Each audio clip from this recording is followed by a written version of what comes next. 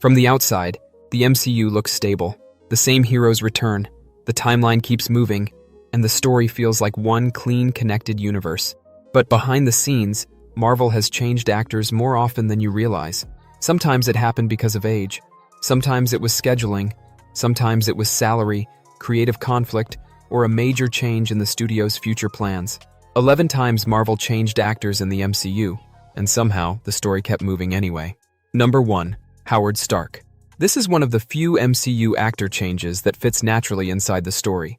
In Iron Man, Tony Stark's father first appears through old photos and archive material, played by Gerard Sanders. At that point, Howard is not a full character yet.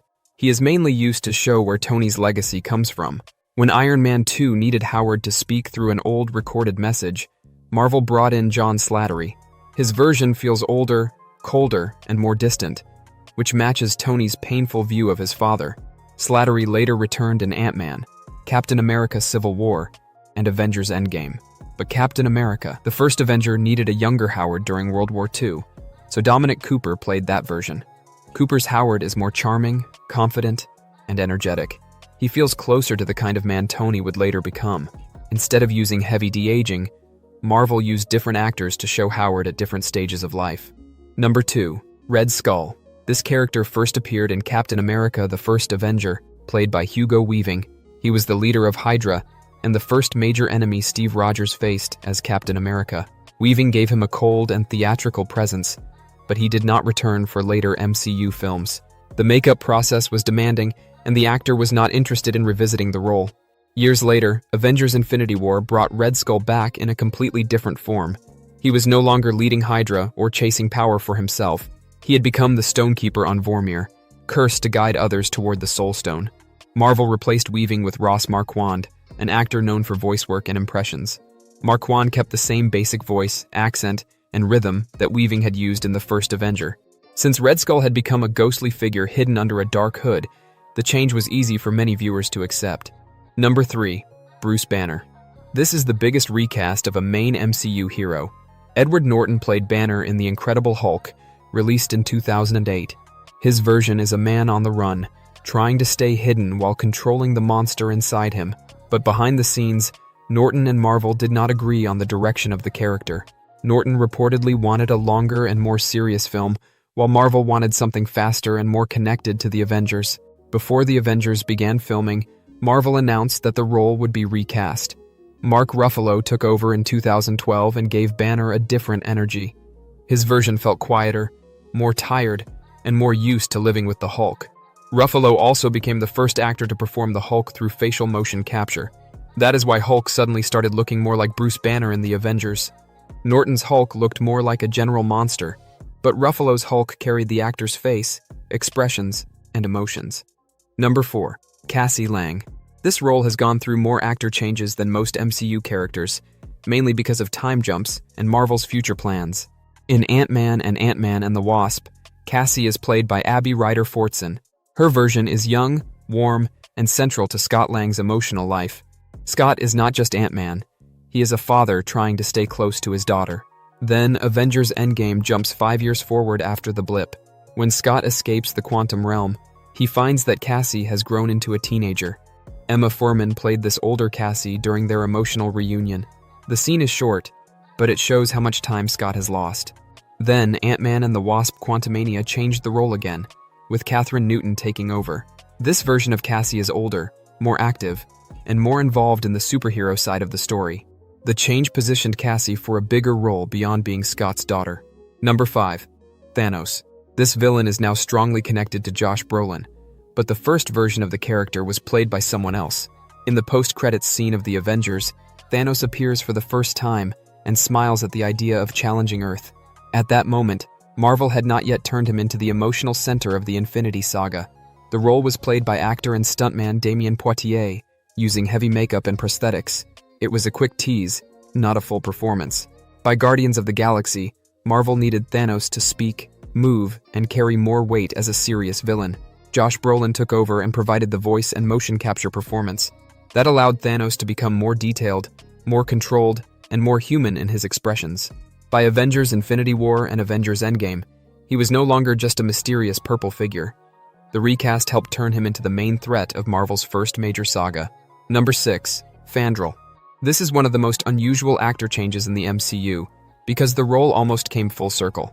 Fandral is one of the Warriors 3, the group of Asgardian fighters who stand beside Thor in his early films. Zachary Levi was originally cast to play the role in Thor, but he had a scheduling conflict with the TV show Chuck. Because of that, Marvel replaced him with Josh Dallas. Dallas played him in the first Thor movie as a charming sword fighter with a classic adventure hero style.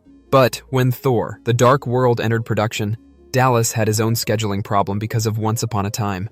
Marvel then returned to Zachary Levi, who was finally available. Levi played the character in The Dark World and returned again in Thor Ragnarok. His time in the role did not last long, because Hela killed him during her attack on Asgard. In this case, the actor changes were mostly caused by timing, not creative problems. Number 7. Billy Maximoff. This is different from a normal recast because the actor change is part of the story itself. In WandaVision, young Billy is played by Julian Hilliard. He is one of Wanda and Vision's twin sons, created inside Wanda's magical hex around Westview. When Wanda ends the hex, Billy and Tommy disappear with the world she built. The younger Billy later appears again through dreams and Doctor Strange in the Multiverse of Madness. Agatha, all along, then brings the character back in a new form. Joe Locke plays a teenager first known only as Teen, before the story reveals his connection to Billy Maximoff. This follows the comic idea that Wanda's children can return through different bodies and identities. So Marvel is not simply replacing a child actor with an older one. The show gives the change a supernatural reason inside the MCU. Billy's soul continues, but his body and life are now tied to William Kaplan. Number 8. Reed Richards.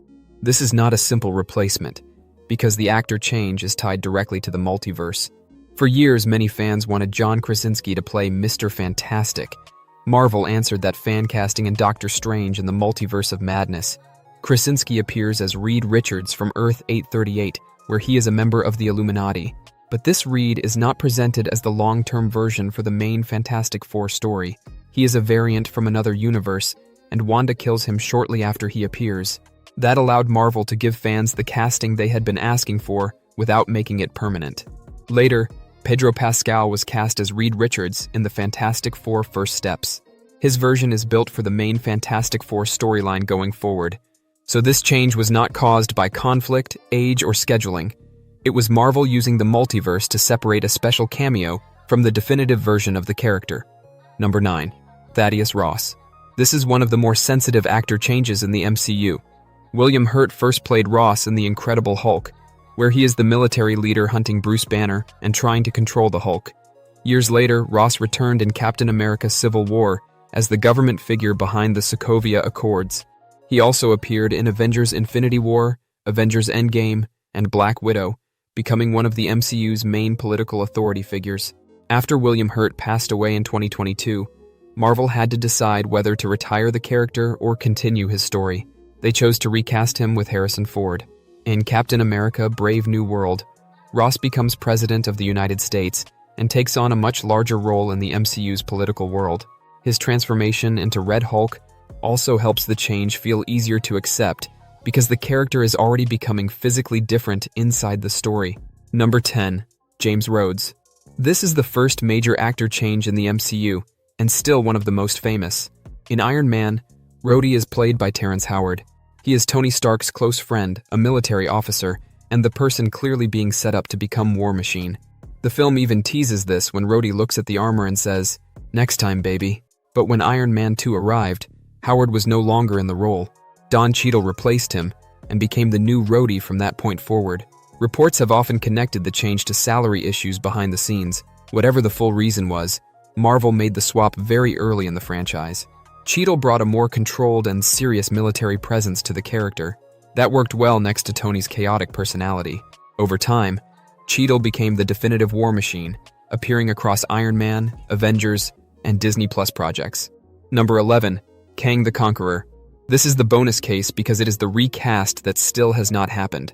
Jonathan Majors first appeared as He Who Remains in Loki, then returned as Kang in Ant-Man and the Wasp: Quantumania. At one point, Marvel seemed to be building the entire multiverse saga around him. The Council of Kangs also showed that Majors could play many versions of the same villain across future stories. But after Major's legal issues and Marvel's decision to fire him, the studio faced a major problem. They could recast Kang with another actor, or they could move away from the character completely. So far, Marvel has not announced a new Kang actor. Instead, Avengers changed from the Kang Dynasty to Avengers Doomsday, with Robert Downey Jr. returning to the MCU as Doctor Doom. That makes Kang different from everyone else here. He was not simply replaced. His entire role in the MCU may have been rewritten.